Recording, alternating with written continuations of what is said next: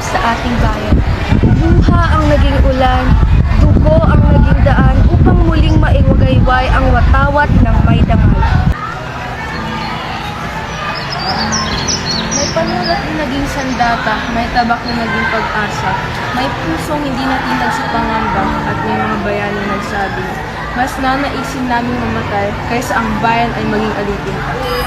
Ngunit dumating ang unos, ang pananako, ang paghahari ng takot, pinilit nilang tapusin ang katawan, ngunit hindi nila nagapos ang diwang Pilipino.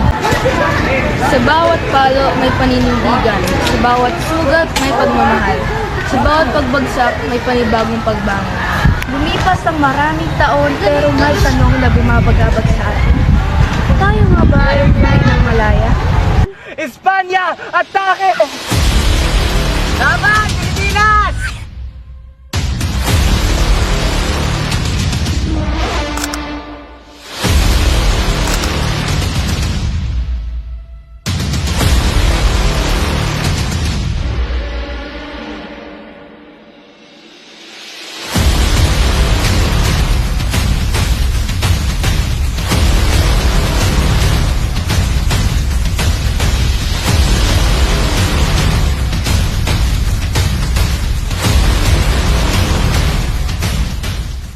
Hindi na kadena, hindi na espada. Ang kalaban ngayon ay paglimot, walang pakialam, takot magsalita at kasinungalingan.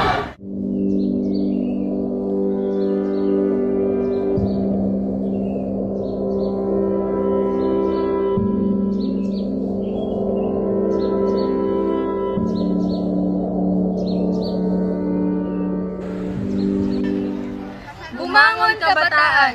Hindi rito nagtatapos ang kanilang laban. Sa ating mga kamay, ipinagkatiwala ang kanilang mga pangarap, ang kanilang mga sakripisyo, ang kanilang ipinaglalaban para sa ating kinabukasan. Kaya huwag nating hayaan mabaon sa limot ang kanilang kabayanihan, sapagkat ang kalayaan ay hindi lamang minana. Ito ay pinaglalaban at ngayon, tayo naman ang may pananagutan. Hindi kailangan maging Rizal, hindi kailangan maging Bonifacio sapagkat ang pusong tapat sa bawat kabataang may paninindigan, may isang bayani na muling isinilang. Ang apoy ng mga bayani ay hindi kailanman mamamatay. Habang may kabataan, may tapang, may dangal, may paninindigan at may mamahal sa bayan. Isang paninindigan, mabuhay ang mga bayani, mabuhay ang kabataang Pilipino, mabuhay ang Pilipinas! Tayo'y gumagapang pataas, lumalaban ng patas, ngunit ang mga abuso'y lumagpas, mapipilitang